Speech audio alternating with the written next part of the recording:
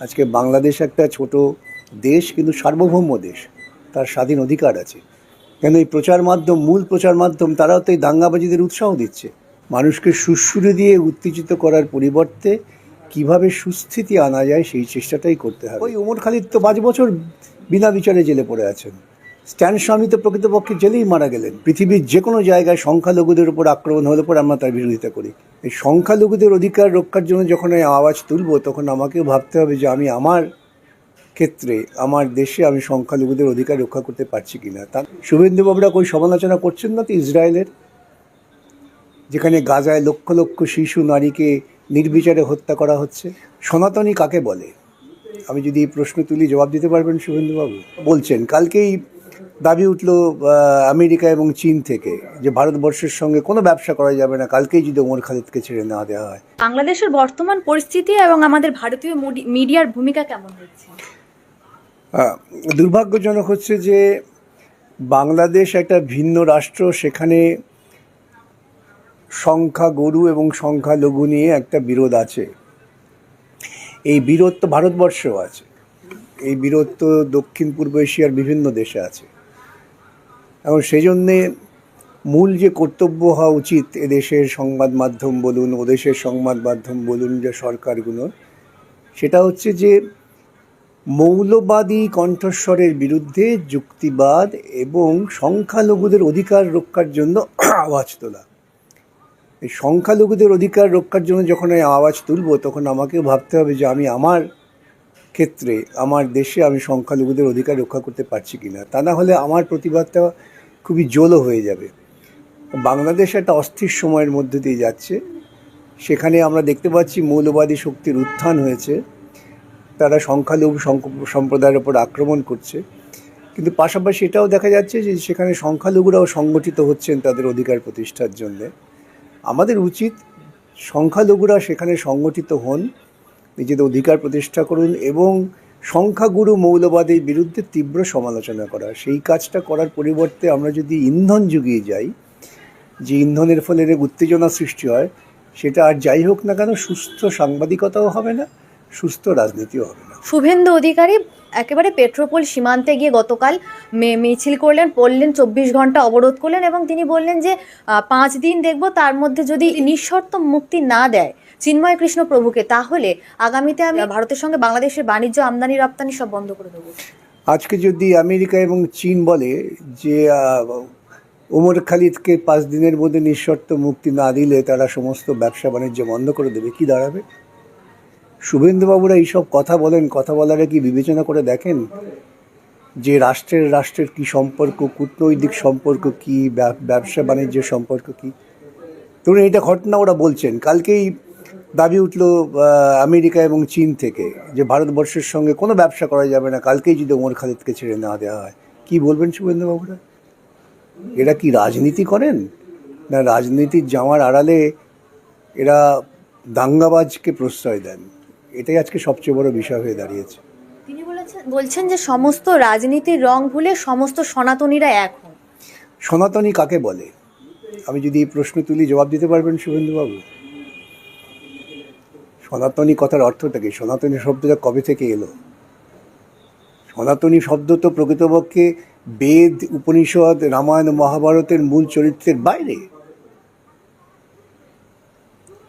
সুতরাং এইসব কথা বলার আগে মানুষকে সুড়সুড়ি দিয়ে উত্তেজিত করার পরিবর্তে কিভাবে সুস্থিতি আনা যায় সেই চেষ্টাটাই করতে হবে। আজকে বাংলাদেশ একটা ছোট দেশ, কিন্তু সার্বভৌম দেশ, তার স্বাধীন অধিকার আছে। সে দেশে যদি সেখানকার নাগরিকরা নির্যাতিত হন, আমরা সমালোচনা করতে পারি।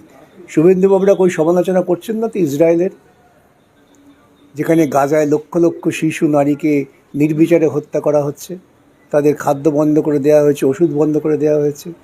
গোটা আন্তর্জাতিক সমাজ যখন নাকি নিন্দা করছেন, তখন আমেরিকা ইসরায়েলের পক্ষে দাঁড়াচ্ছে। কই শুভেন্দুবাবুরা তো বলছেন না। সুতরাং ওদের দরদটা মানব দরদ নয়, সামগ্রিক মানবিক অধিকার নয়। ওদের উদ্দেশ্য হচ্ছে পশ্চিমবঙ্গ এবং ভারতবর্ষের বুকে একটা মৌলবাদী চিন্তার লালন পালন করা।